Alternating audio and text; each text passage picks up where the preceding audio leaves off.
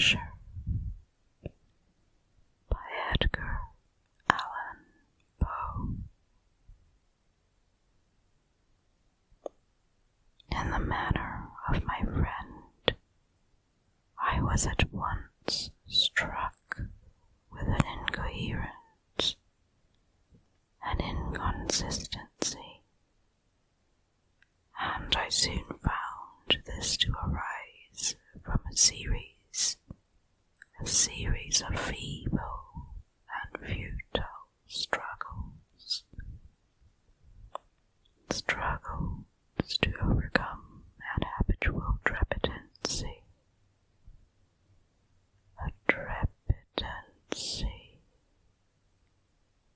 an excessive nervous agitation. For something of this nature I had indeed been prepared, no less by his letter than by reminiscences of certain boyish traits, and by conclusions deduced from his peculiar physical conformation and temperament. His action was alternately vivacious, and sullen. His voice varied rapidly from a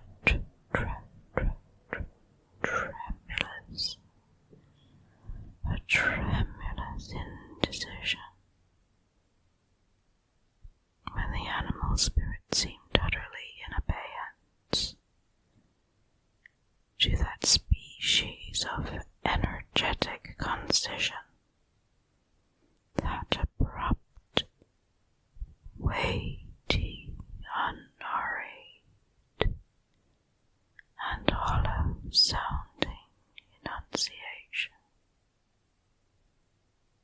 that leaden, self-balanced, and perfectly modulated guttural utterance, which may be observed in the lost drunkard,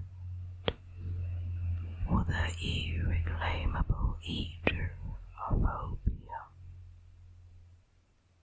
during the periods of his most intense excitement.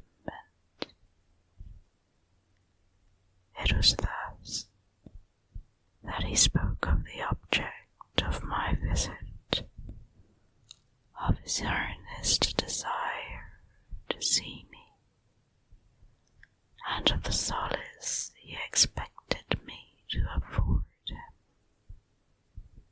He entered at some length into what he conceived to be the nature of his malady. It was, he said, a constitutional and a family evil, and one for which he despaired to find a remedy. A mere nervous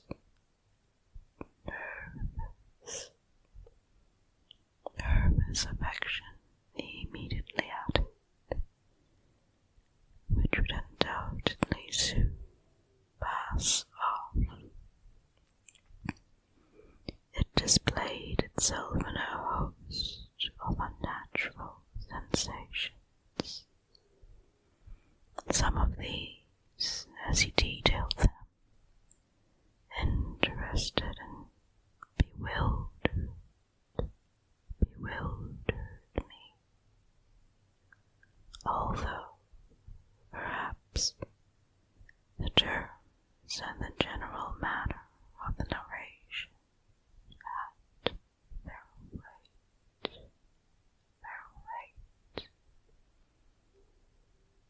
their weight. He suffered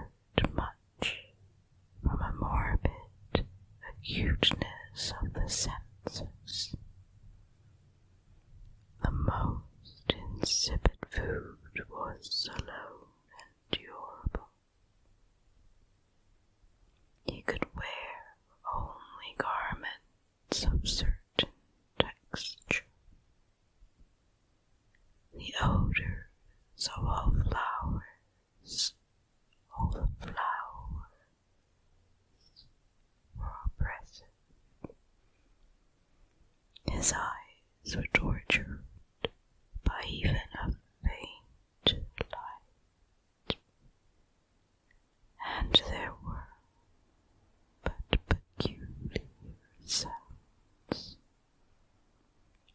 peculiar sounds, and these from stringed instruments, which did not inspire him,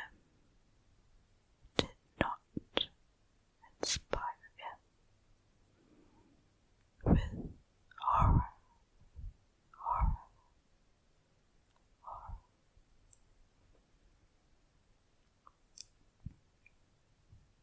To an anomalous species of terror, I found him bound in slay.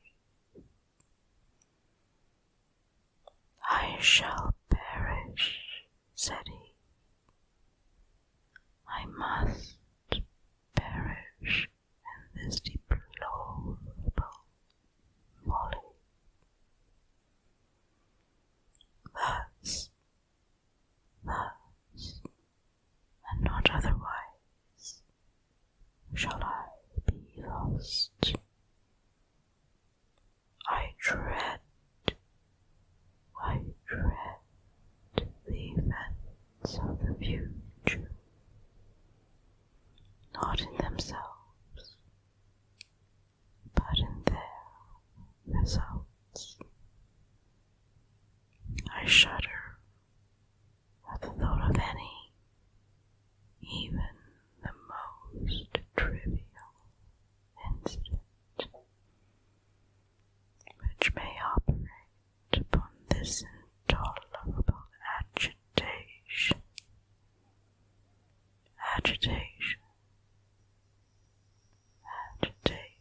of soul.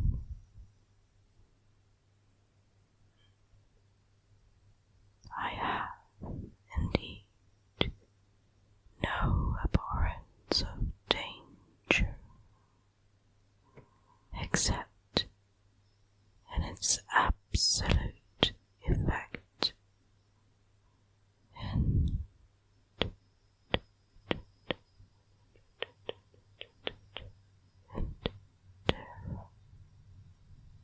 terror. In this unnerved, in this pitiable condition, I feel that the period will sooner or later arrive when I must abandon life and reason together in some struggle with the grim phantasm.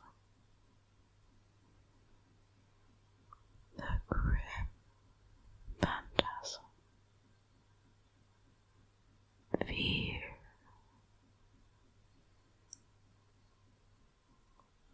I learned, moreover, at intervals, and through broken and equivocal hints,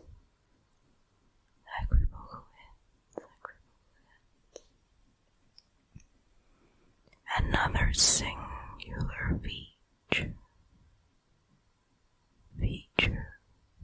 of his mental condition. He was enchained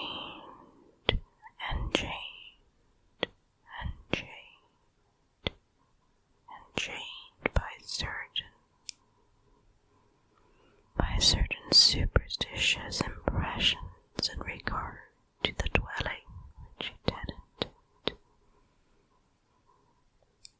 and whence, for many years, he had never ventured forth, in regard to an influence whose supposititious force was conveyed in terms too shadowy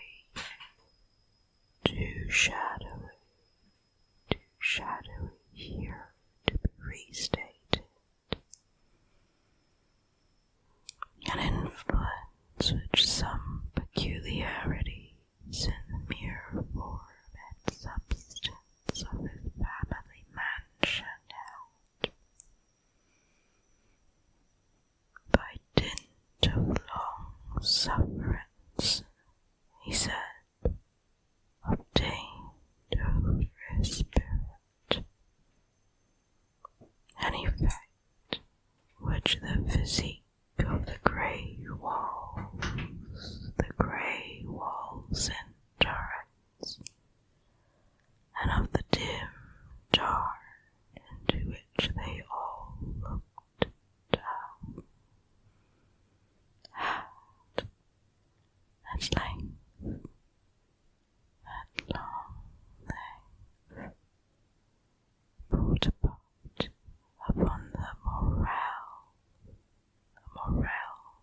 his existence.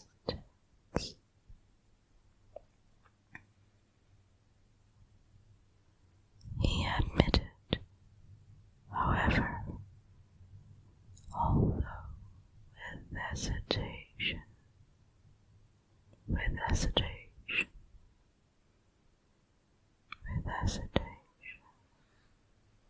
that much of the peculiar gloom which thus afflicted him could be traced to a more natural and far more palpable origin, to the severe and long continued illness,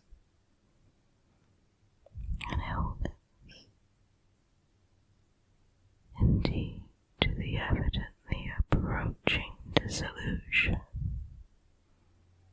of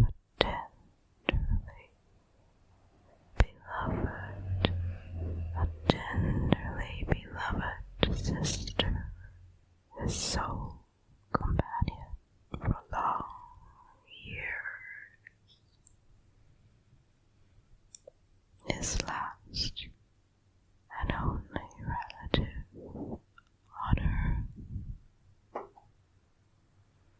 Her disease, he said, with a bitterness which I can never forget.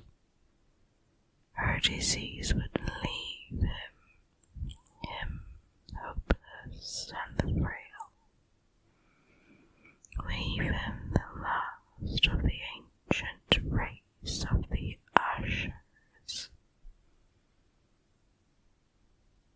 While he spoke, the Lady Madeline, for so she was called, passed slowly through a remote portion of the apartment. Remote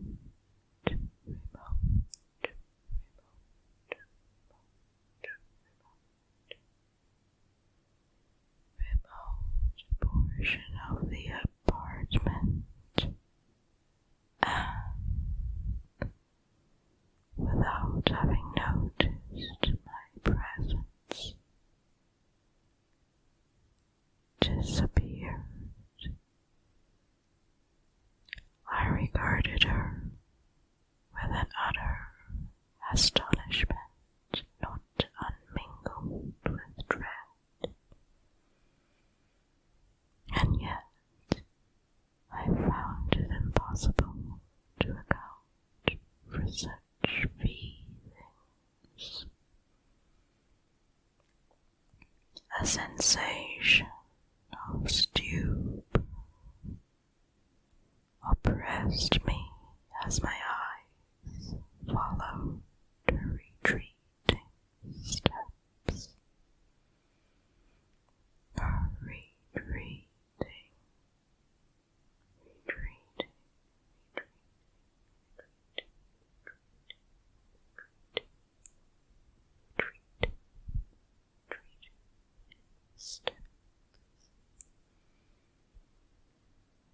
Steps.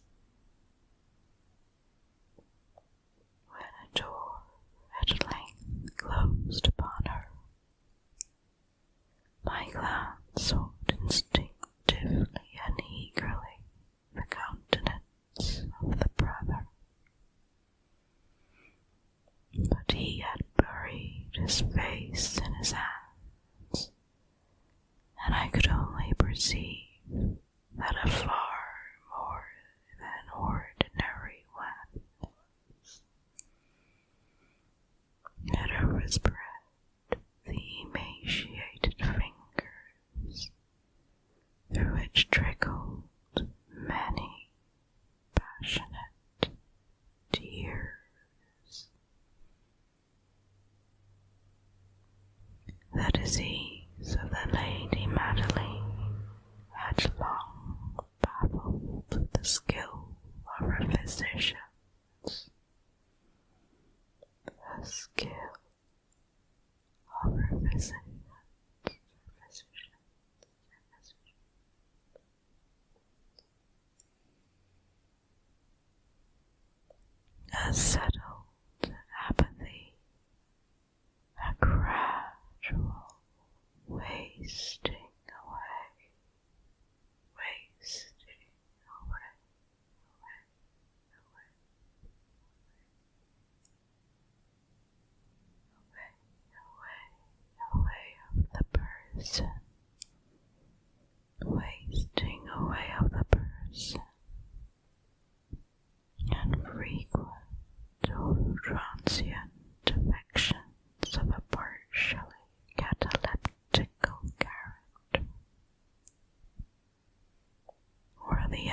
unusual diagnosis.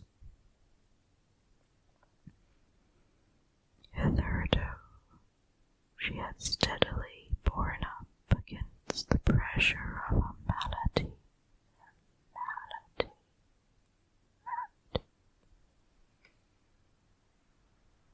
and had not betaken herself finally to bed, to bed, to bed, to bed.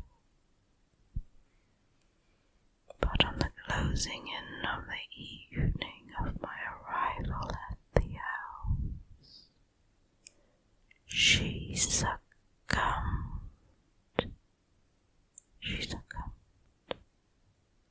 As a brother told me at night with inexpressible agitation. She succumbed